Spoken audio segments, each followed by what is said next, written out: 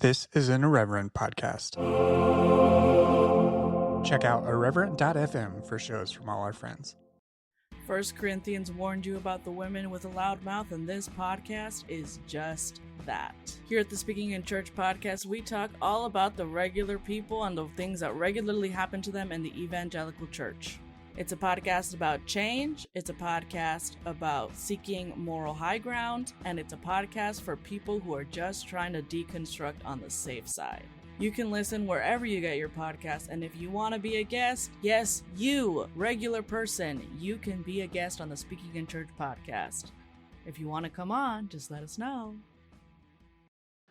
Hello and welcome to Evangelical. I'm your host, Blake Chastain. My guests this week are Paul Southwick and Erin Green from the REAP, which is the Religious Exemption Accountability Project. According to their website, the REAP empowers queer, trans, and non-binary students at more than 200 taxpayer-funded religious schools that actively discriminate on the basis of sexual orientation and gender identity or expression. Through civil rights litigation, documentary film, oral history, research, and public policy, we work towards a world where LGBTQ students on all campuses are treated equally with safety and respect. Part of their work, which we discuss in the interview, is a landmark class action lawsuit known as Elizabeth Hunter et al. Versus the U.S. Department of Education. We get into much more detail in the interview itself. Please bear in mind that if you have suffered any sort of trauma at a religious school or relative to being an LGBTQ plus person in a non-affirming environment, that this conversation may be triggering for you. This is a vital and important lawsuit, and the other type of work that surrounds it is also incredibly important. Paul Southwick is one of the lead attorneys on this case, and Erin Green works with those on Christian campuses. If you want to support the work of this show, the most direct way you can do that is by purchasing a paid subscription to the Post-Evangelical Post at postevangelicalpost.substack.com. You can also sign up for free as well, and you can follow me on Twitter at brchastain. You can follow me on Instagram and TikTok at brchastain_. You can learn much more about the other people that have been interviewed on this show at evangelicalpodcast.com. And please head over to irreverent.fm to learn more about other shows in the Irreverent Media Group network. This show is produced by Jake Lewis. Thank you very much, Jake. All right, let's get into it.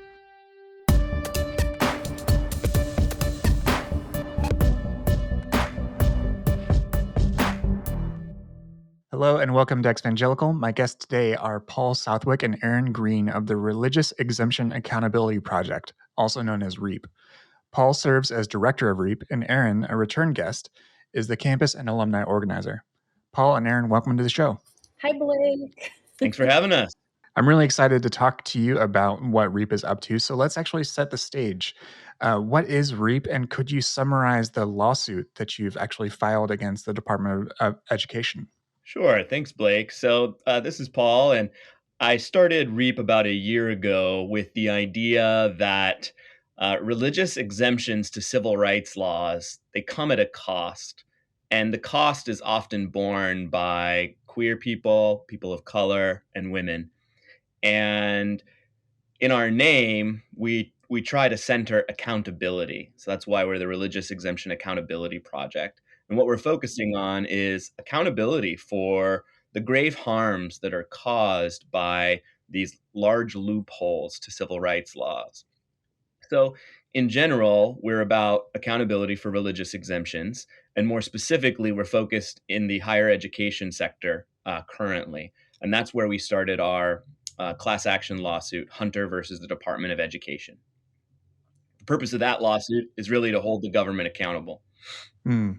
And could you talk about that a little bit and why you started there and with a class action lawsuit? Is there a benefit to mounting that particular type of legal challenge? Sure. So a class action lawsuit against the government can create a systemic resolution to the injustices that queer students are facing.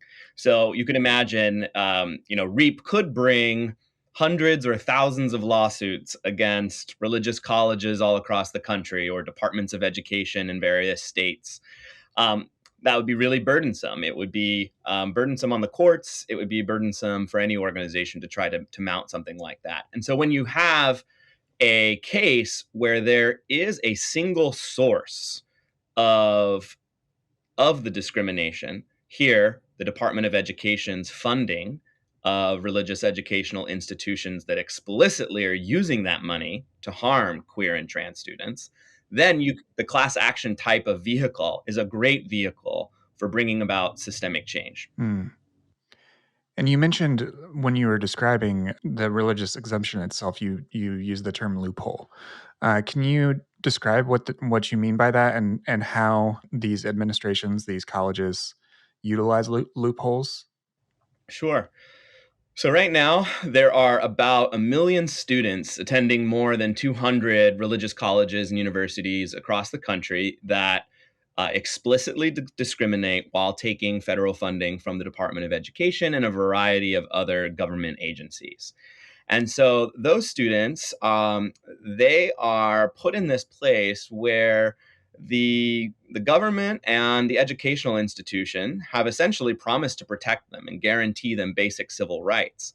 However, when they experience discrimination at these places, and if they try to protect themselves by going to a Title IX coordinator or going to the Department of Education itself, the government just slams the door on their cry for help. How does it do this? Why? What's the whole apparatus? Well, it has to do with Title IX and how it was originally enacted, where it came with a very large religious exemption that says any educational institution controlled by a religious organization doesn't have to comply with any parts of Title IX if it, on its own, believes that compliance would conflict with its religious tenets. What does that mean in a little bit more simple terms? That means religious colleges can take all the money in the world from the government that they want, and they can treat queer students and trans students horribly, and there is no accountability. There is nothing these students can do. And so for decades, we have seen queer students oppressed at these institutions, federally funded institutions that have conversion therapy programs that make sexual assault survivors scared to report their sexual assault for fear that they'll be punished for their queerness or their trans identity that comes out during the report, and horrible acts of harassment and bullying and other forms of discrimination. And so these queer people have been bearing the brunt of that oppression for years. And as a lawyer, I was taking on individual cases for about the past decade, where I would get a call or an email from a queer student or from an organization like Brave Commons that Erin started, or Soul Force, like who we're partnered with now, and I would help them on a one-on-one basis. And I'll tell you, Blake, things have not gotten better. As civil rights for queer people have dramatically increased with Obergefell and the recent decisions from the Supreme Court in the public sphere, but it has not gotten any better. In fact, it's possibly gotten worse at certain institutions for queer and trans people. And Erin, I actually want to use that as a segue to hear from you and talk more about the students. As Paul mentioned, you have been involved in advocacy and networking for queer students on college campuses for a while now, drawing from your own personal experience as well as turning that into advocacy work. One of the things that we talked about the first time you were on our show was why queer students end up at these colleges, which I think a lot of people that maybe have only experienced liberal spaces don't necessarily understand. And you actually do a very good job. It's a prominent part of REAP's website now of articulating that. Could you elaborate on the sort of realities that queer students face on religious campuses? Yeah, that's a really great question. It starts from day one in these spaces on religious institution campuses, opening speeches by presidents disavowing using anti-LGBTQ rhetoric in their speeches. It happens during lectures from professors disseminating their own personal ideologies about what they think, the LGBTQ community means. For example, one of my first classes at Biola University, was a hermeneutics class. And the first few sentences that came out of the professor's mouth was that homosexuality was ruining this country. And instead of teaching a hermeneutics course or handing out the syllabi, that was that was how we kicked it off in that class, which is terrible. So you're surrounded by this anti-LGBTQ ideology and culture that the school creates. And then you're also surrounded by a lot of fundamentalistic students who are also attending these schools. So you're really getting a double whammy. And then on top of it, if this student's family is not affirming, you have like a three-way thing happening where no one closest to you is affirming you in this space. And it's scary, it's isolating. Just having non-affirming language in a policy creates a higher propensity for a student, a queer student, to feel isolated, to feel depression, anxiety, to feel alone, to have suicidal ideation. These are the realities for queer students on a daily basis on these campuses. Blake, I think in part you were also asking, how do these students end up here?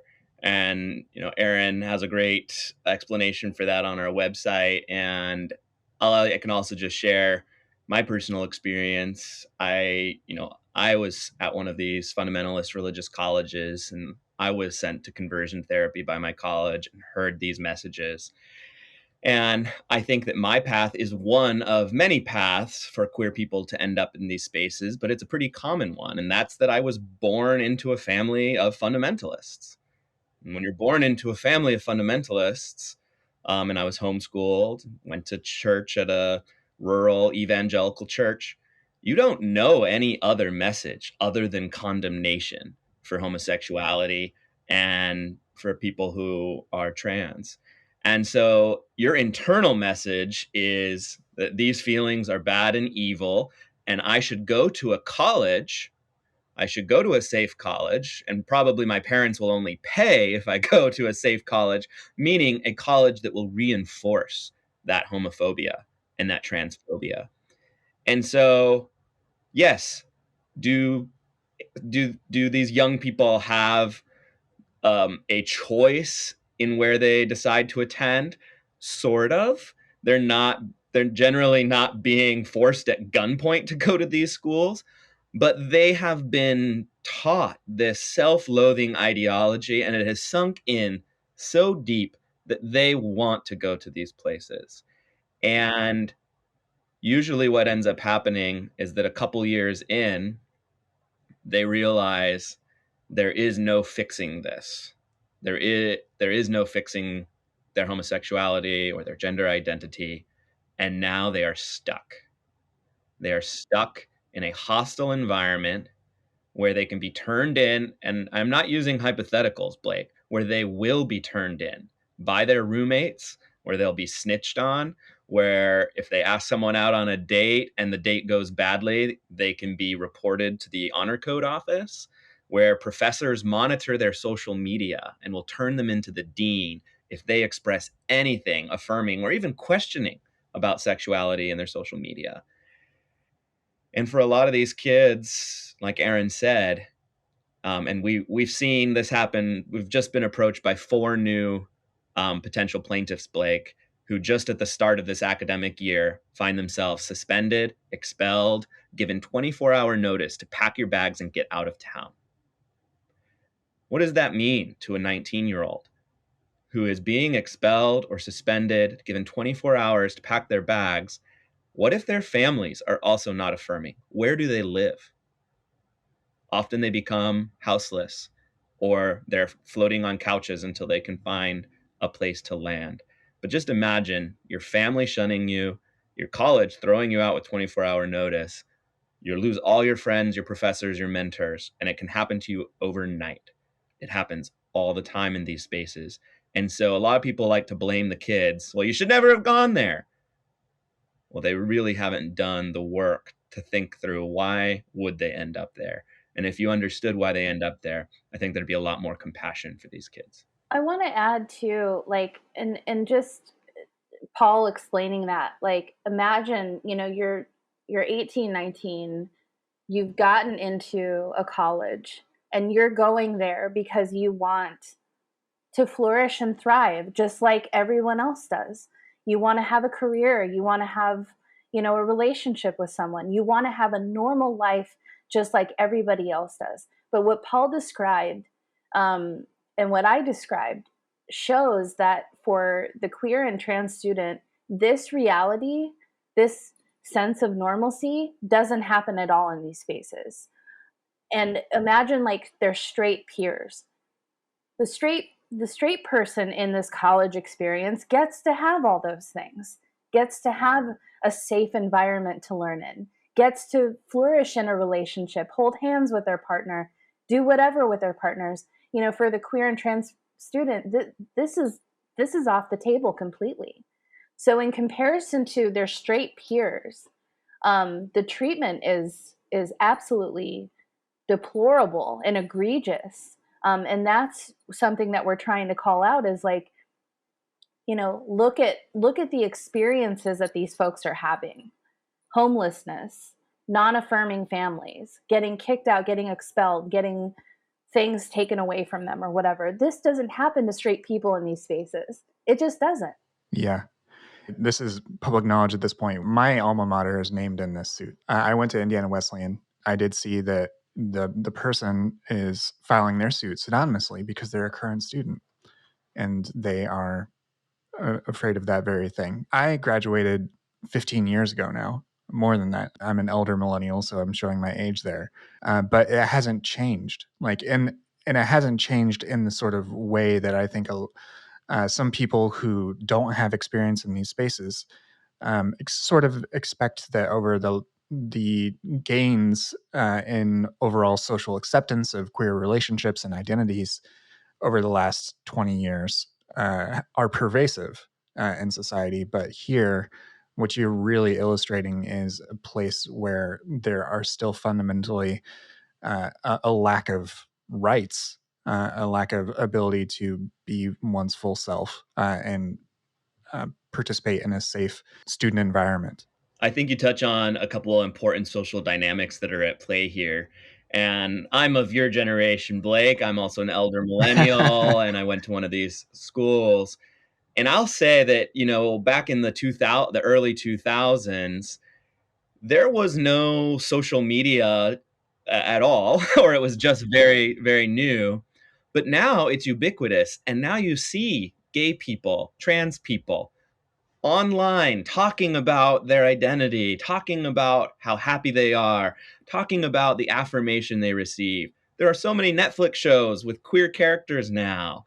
And so if I was back on campus and transported myself into this environment now, I'd be even more upset, or I'd feel even more tension because it's like, whoa, there is this possibility of happiness and I don't have access to it. And in fact, if I try to access any of that, I could immediately be removed from my entire world. And this podcast is evangelical, right? It talks a lot about deconstruction. Imagine being a queer person attending a hermeneutics class, or I remember taking my Bible courses. All of these colleges have mandatory theology and Bible courses. And, they're taught from an academic perspective, or they're supposed to be taught from a critical perspective. And it makes you question your theological beliefs or your hermeneutics or all of this stuff. And so queer people are doing that too in these spaces. But as they're doing it under threat. They're doing it under with the knowledge that if they at all transgress the university's theological or political positions on LGBT issues, that they could be thrown out. And straight people aren't thrown out for deconstructing in these schools. Queer people are. Or they can be disciplined in other ways, in more subtler ways than being thrown out. Their grades could suffer. They can have specific titles or things taken away or removed from them if they are a part of certain groups, or things like that. Those situations have happened. And it's also like, it's an interesting position to be in as a queer person when you're talking about your body, your experience, your life, but all these other straight people get to just casually talk about it like it's just some other, I don't know, it's so strange. Like I had a professor compare homosexuality to bestiality in a class at Biola. And that might be a fun conversation for straight people to have. But for me, the queer person sitting in the room, the assumption that these professors and a lot of these folks have is that everybody sitting in the room is straight. And that is not true. They don't realize how damaging, how hurtful an assumption so big as to claim that homosexuality is like bestiality. This is something that happens every day in these classrooms. And the queer kid has to sit there and you know what I mean, be silent or say something at great risk. It's wild that this doesn't, again, just amplifying and exaggerating that this does not happen to straight people in these spaces. But when it comes to the ways in which administrations administer either discipline or what have you, however they try to classify their institutionalized homophobia, what are some examples of that you're going to be presenting through your suit as the ways in which these people, your students, the plaintiffs in your case, were harmed or discriminated against because of their queer identity or behavior? I don't even know if that's the proper terminology, so please feel free to correct me there. Blake, I was going to say, we have plenty of examples. So unfortunately and sadly, we do. For our case, I think it should be persuasive to the courts and to the public that, look, we're not talking about, like, we didn't have to scour the universe trying to find that one person harmed. No, it is systemic and it is on a massive scale. So I can give you some other examples of ways that discipline or discrimination or harassment occurs. So there are, for student athletes, for example, student athletes who cross boundaries can be removed from their athletic programs. They can be removed from their leadership positions on teams. We will also see... Are there scholarships threatened? Scholarships taken away, threatened, or just completely taken away. We'll also see that... what was I going to say? At some of these schools... this might be a very strange concept to people who are not familiar with fundamentalist colleges, but at a lot of the most fundamentalist colleges, they have deans for women and deans for men. And so when you get in trouble, if you are assigned the male sex, you will be handed over to the dean of men. Same for women. Well, what we're seeing a lot of times, if someone says something that might give away that they are lesbian, or that they are trans, and if they are biologically assigned the sex of female, they'll be sent to mandatory meetings with the dean of women to become a little bit more ladylike, to become more of a heteronormative version of a woman.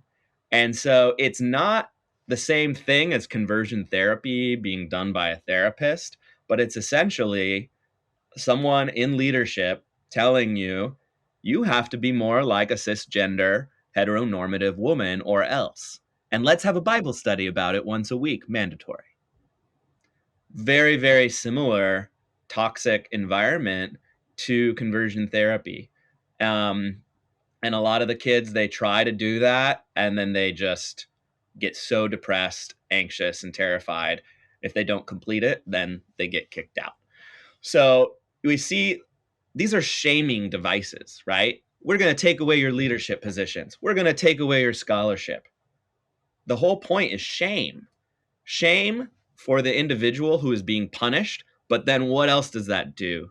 That sends a message to all the other young people that if you dare to come out or you dare to say something positive about LGBT issues, you're next. That's going to be you next. So these are real, very real threats. And so those are other forms of discipline, but we also have seen explicit conversion therapy. You have to go to conversion therapy for your gender identity if you want to remain a student. We see denial of access to hormones, denial of use of pronouns or gender affirming pronouns or names.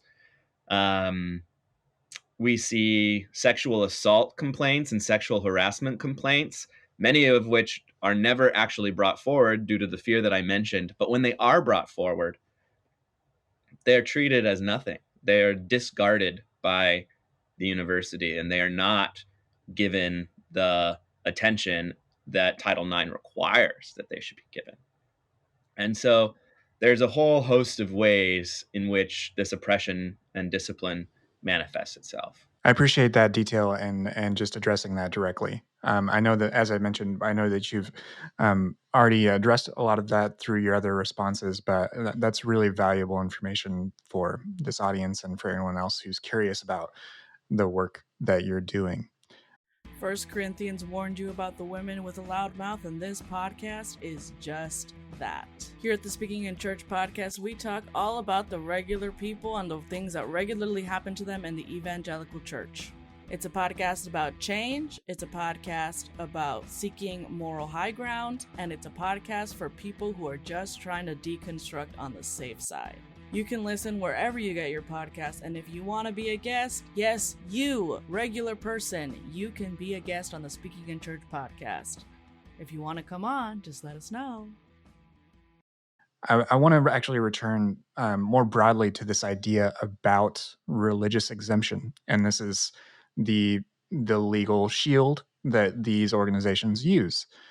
There's actually a pretty sordid, unflattering history there for Christian colleges, namely regarding segregation. The modern religious right was mobilized not because of abortion, but because of the federal government threatening to pull funding for segregationist academies like Bob Jones, who is also named in this suit. I mentioned that not to make some sort of direct and equal parallel between those civil rights issues and the ones that you're bringing, but rather to show that there's a history there with these institutions, right? So with that in mind, how does that type of legacy impact or affect your own efforts in this suit and whatever else REAP may be trying to do in the future, and drawing attention to how these Christian institutions, largely Christian, but religious colleges overall, are denying access of rights to their students? I'm glad you raised that, Blake. And at REAP, we really see our work as intersectional, and it's just very blatantly, it has to be intersectional. These institutions, the same institutions that claim a sincerely held religious belief, entitling them to hurt queer people, they claim the very same thing. A sincerely held religious belief in the separation of the races and in God's prohibition of interracial marriage and interracial dating. And they held those beliefs until it became so politically unpopular, which is another way of saying they were going to lose more money by adhering to those beliefs than they were going to lose by getting rid of those beliefs. It wasn't until that point in time that they eventually turned. But I completely it's been really interesting to dig into the history of religious exemption, and because you're right, it's born out of racism, and it's born out of these segregation academies, which started as a response to Brown versus Board of Education, which integrated the public schools. So all of these white fundamentalist families are like, well, I'm not sending my kids with any of these black families, so let's start our own private religious schools and try to operate a whites only segregation academy. And they did, and they lasted for a very long time until social pressure and then court cases And so Bob Jones University versus the United States is one of the most important Supreme Court decisions relating to the issues that we are working on. It's a 1983 Supreme Court decision in which, in an 8-1 vote, so that means moderates, conservatives, and liberal justices, save for Justice Rehnquist, all agreed in an 8-1 decision that Bob Jones University, they recognized it had sincerely held religious beliefs about the inferiority of the races, but they said that does not justify government support for those racist religious beliefs. Even though they're based on sincerely held beliefs, the government does not need to support them. And that's what our case is about. We're not suing our lawsuit will not affect truly private discriminating institutions that don't take any money from the government. Our case will only affect those schools that are being propped up and funded very heavily by the federal government. And so we draw a very clear line from those cases on through sexual orientation and gender identity discrimination. But I don't want to lose sight of the intersectionality with misogyny at these institutions. The Title IX religious exemption was in I think it was 1973, 72 or 73, of when Title IX was enacted. What was the point of the religious exemption then? To punish women for getting pregnant outside of marriage, to punish women for access to reproductive health, and also to prohibit women from entering certain degree programs. And so it's this same desire by largely white, cis, straight men who have run these institutions for decades that has preserved this abhorrence for the other, for anyone who does not conform to heteronormativity and to whiteness. And so we very much trace it back to those segregation academies. And what I think, so you might think, well, then why haven't they, gotten up to speed? Well, look at the boards of directors. The boards of directors of the schools control the schools. And if you look at those boards, they're largely older, white, straight, cis men who are trying to hold on to their vision of the 1950s. And so far, the Supreme Court, Congress, the LGBT rights movement itself have let them. And we are here to disrupt that. REAP is here to disrupt that. You don't get to keep doing that anymore. This is one of the things that some other pockets of liberalism don't understand or appreciate, is the way in which these organizations are very dedicated to staying the way they are and are well-funded. And there are even some hopeful, more liberal-minded evangelicals who would like to see some progress within their own communities, but there are these very powerful, very wealthy donors that would very much like it to stay the way it is. And that's why, even though as the populace becomes more openly queer, we still see this sort of behavior from these institutions. The dynamics are fascinating, and I think it is very important to recognize that it is not outsiders who are coming in trying to tell these Christian schools what to do. It is insiders. I am an insider. This was my community. Erin is an insider. And if the decisions were being made by the current student body, even by the current faculty at these schools, we know that they would be fully affirming. Seattle Pacific's faculty voted 75% to 25%. Seattle Pacific University, which is one of these schools that has anti-LGBT policies, its faculty voted publicly 75% that they have no confidence in the board of directors for upholding the anti-LGBT policies of the school. 75% of the faculty.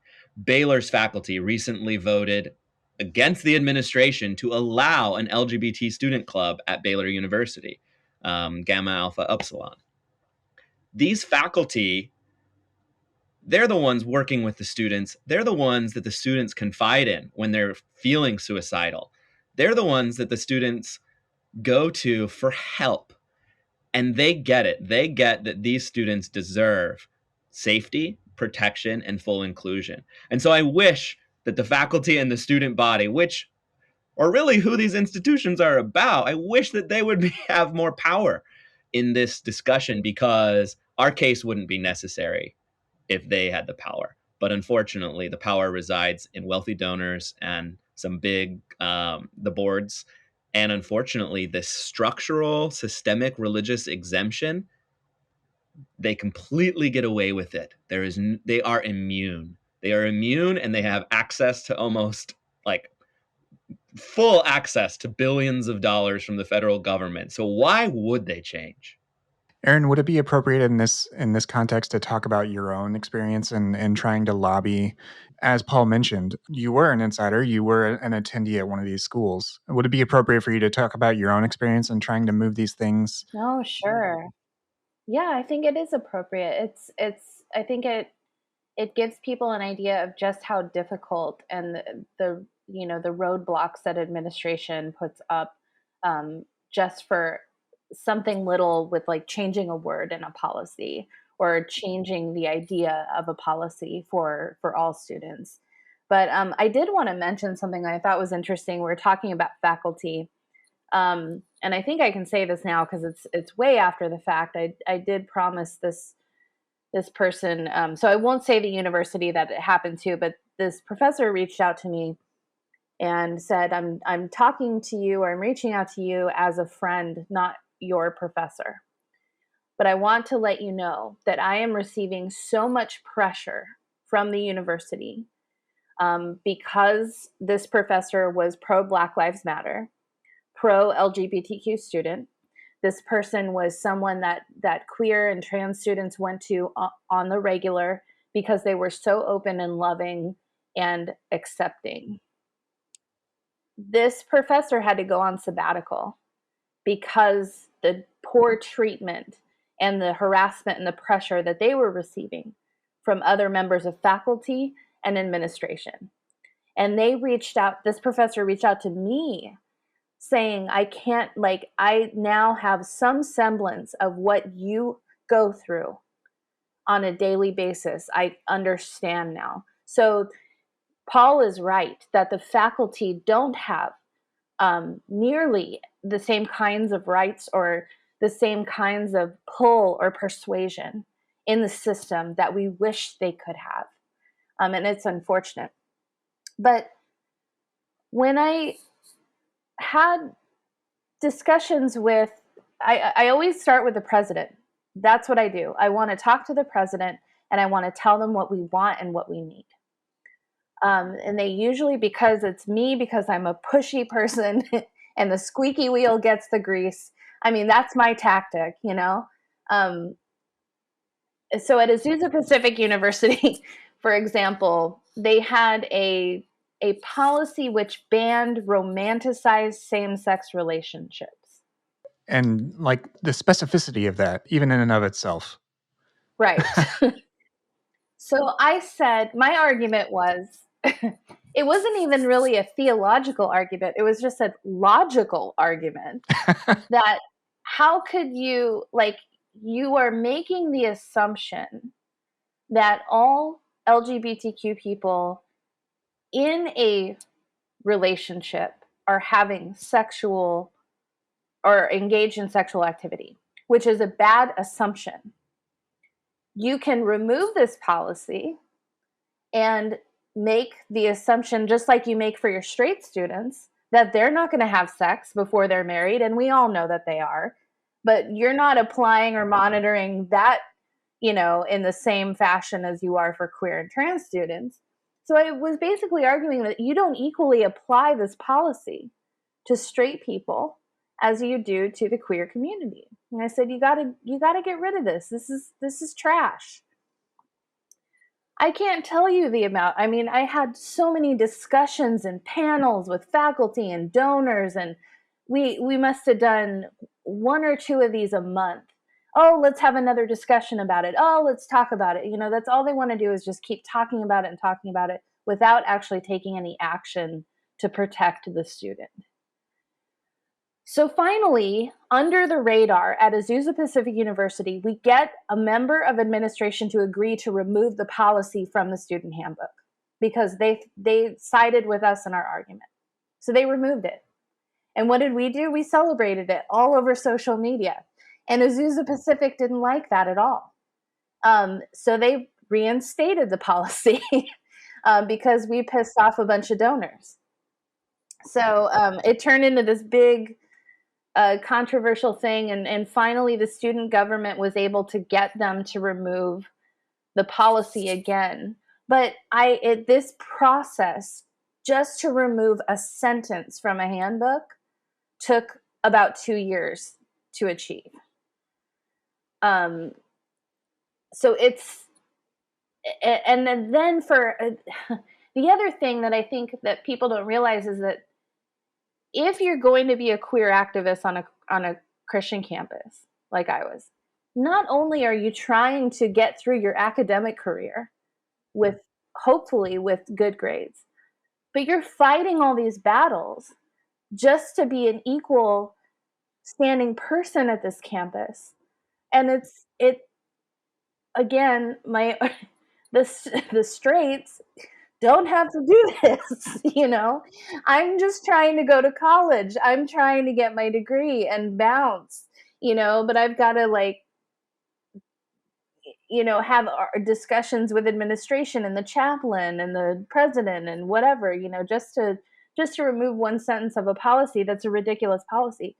So it takes a lot out of the students.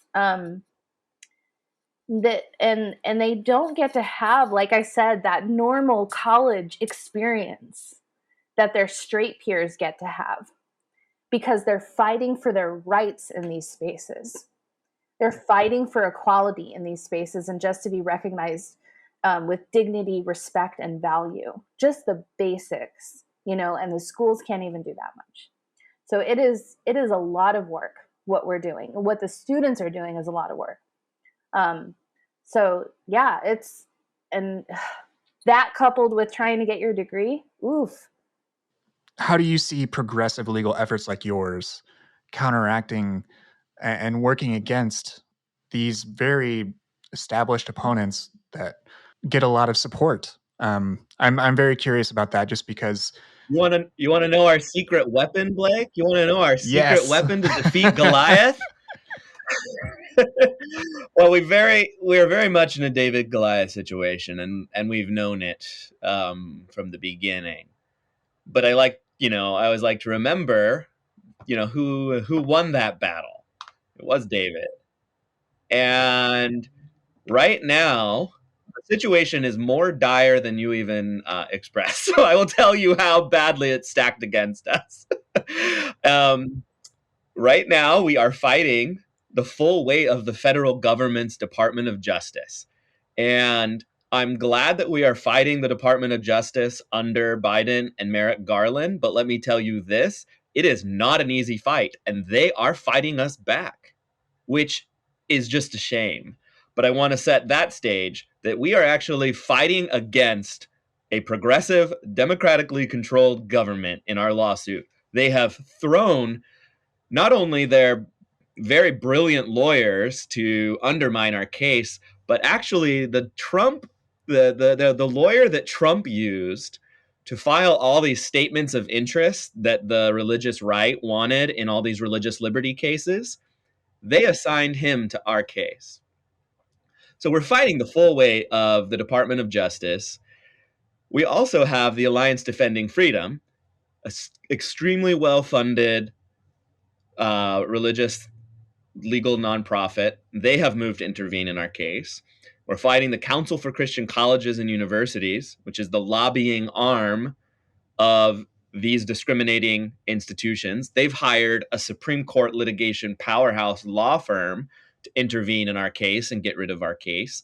And then just yesterday, Blake, the attorneys general of 12 Republican-controlled states just filed an amicus brief in our case, siding with the Department of Justice, Alliance Defending Freedom, and the CCCU. So the cavalry have come in, and they've got their tanks, they've got endless money, and here we are, little old Reap, with barely anyone on staff fighting this fight. And we've got a horrible Supreme Court if it gets there. So some people might say, what the hell are you doing? I want to say in response, we have thought long and hard about this. And we're not being reckless in how we've gone about this. We are being very strategic. And I think we've been proved right that filing our case now is the right time to file the case. And why do I say that? Hundreds of suffering young people have come out of the woodworks and are now empowered to tell their story. The machinery of the government that's supposed to be protecting them, we have forced it to at least start working.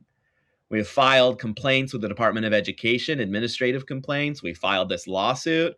We have young people telling their stories. The news is picking up and drawing a huge spotlight on this injustice. My personal belief is that if we did nothing else and everything that we had set in motion continues, we will experience victory in the end. And there's a lot of different pathways before we get there. But I think the power of these personal narratives is so key. And then we've also brought in some of our own backups. We now have an international law firm, the law firm of Perkins Coie. They have partnered with us and they're fully co-counsel in our litigation now. So they have a lot of brains and a lot of bronze, and we now have them fighting with us. So we're not completely alone anymore either. It feels lonely up here doing this work. You know, we want the ACLU, we want Lambda Legal, we want the Biden administration to have our backs and to like be fully in this. And, you know, I think that they will get there. But somebody has to make a first move, and we've made it. And I do want to say we're also following a playbook. And this goes back to one of your earlier points about this intersectionality and the history of racism and segregated education.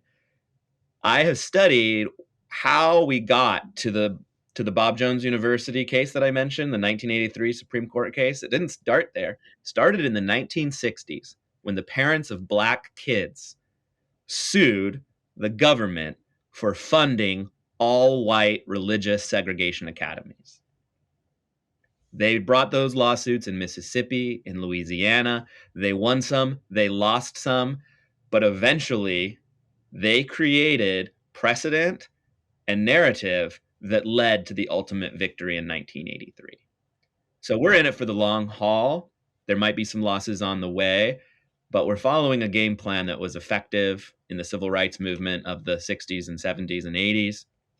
Mm-hmm. And we think it'll be effective here. Right. I think you're right on in that regard, and that, not every individual case is that gets the outcome that you want, but it does move things forward. And that is just a really valuable thing. Even as you said, it can encourage people to come forward as it's already done. And the more that people feel emboldened to do that, the stronger your case becomes in and out of court. It's something I always sort of come back to, especially in these types of conversations that deal with larger social things, not only just someone's personal story, but whenever you're collecting so many stories and so many people's interests, like this class action lawsuit is how the religious right is so successful at driving debate. It's really successful at defining the language that people use on both sides, in air quotes again, to talk about issues. I am curious, like, given that what you just said, Paul, about how the existence of this case is allowing people to be braver even in their own lives, or to disclose about their own experience in other spaces, not even just within the confines of the legal system. How else can we continue to offer that counter narrative, or propose a new type of narrative that isn't dictated by Christian nationalists or homophobes?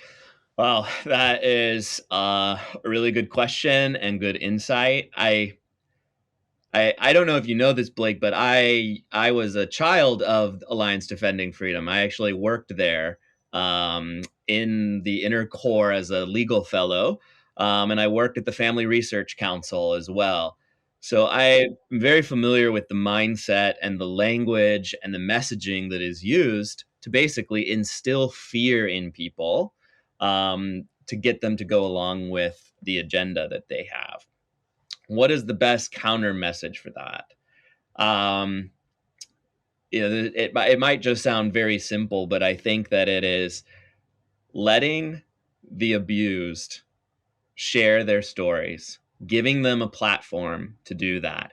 And that's one of the purposes of REAP is people email us all the time saying, I thought I was the only one this was happening to.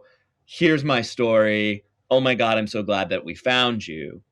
And what we want to do is, even if people don't want to become plaintiffs in a major class action lawsuit, and not everyone does, and I don't blame them for not wanting to, they just by sharing their story, if they can do it publicly, if it's safe, that is huge because that defeats the counter narrative. Is seeing this young person who is genuine, and it all makes sense why they're there, what they're going through. It really defeats the narrative. So what we try to keep pushing in our lawsuit and outside of our lawsuit are the experiences of these young people, because that is what is really going to win the over hearts and minds. We're also working on developing film content that will be highlighting some of this. And then we have other types of complaints that people can file. So we have now started a Title IX complaint program. And so that means if you have experienced discrimination at your school, but you don't want to be a plaintiff in a lawsuit, we'll help you file an administrative complaint with the Department of Education.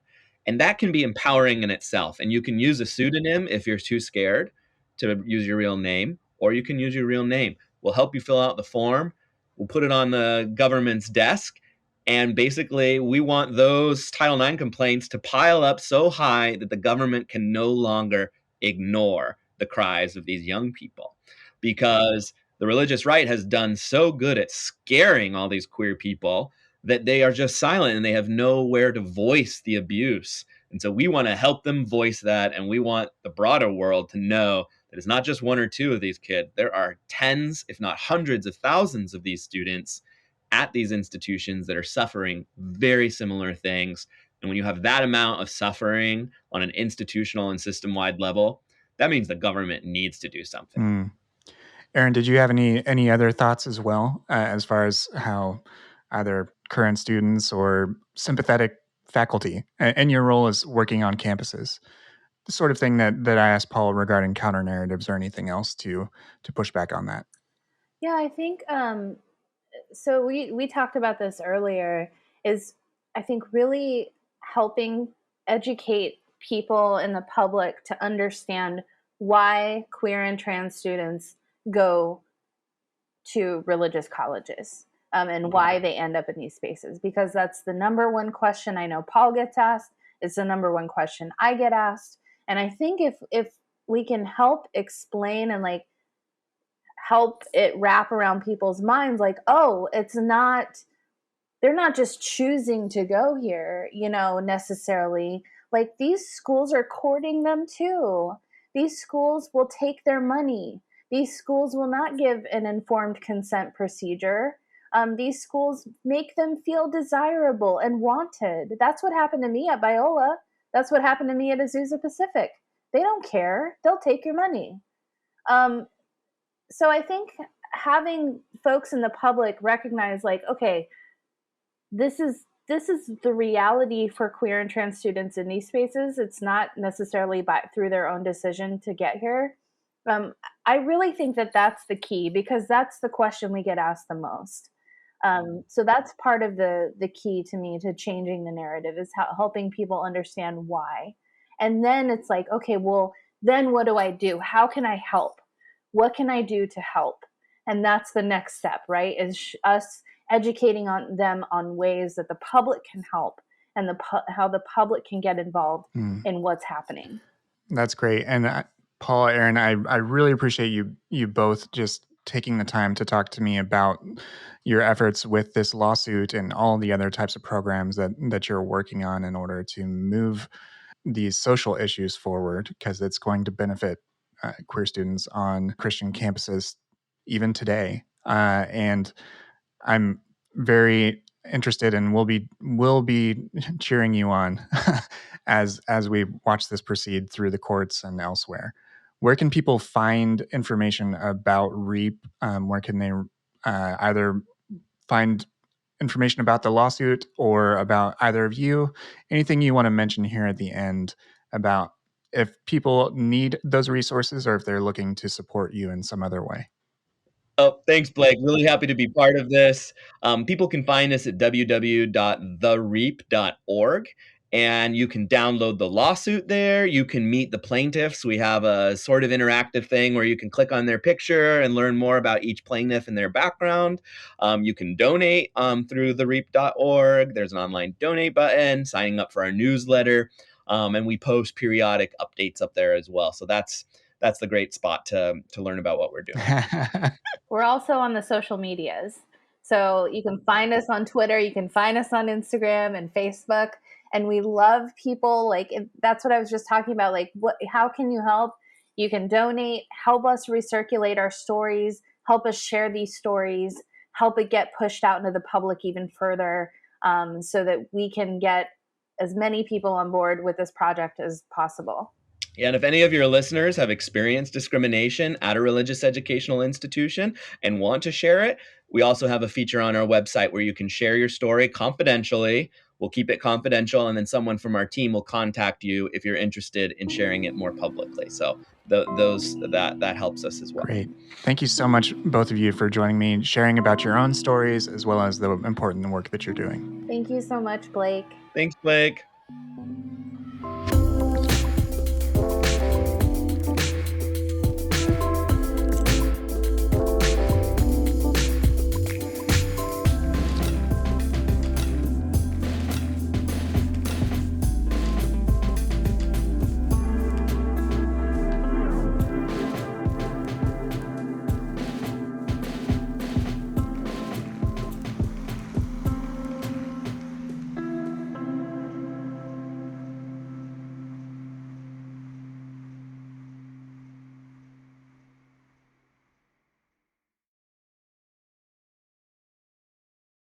First Corinthians warned you about the women with a loud mouth, and this podcast is just that. Here at the Speaking in Church podcast, we talk all about the regular people and the things that regularly happen to them in the evangelical church. It's a podcast about change, it's a podcast about seeking moral high ground, and it's a podcast for people who are just trying to deconstruct on the safe side.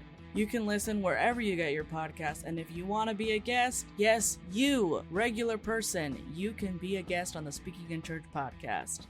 If you want to come on, just let us know.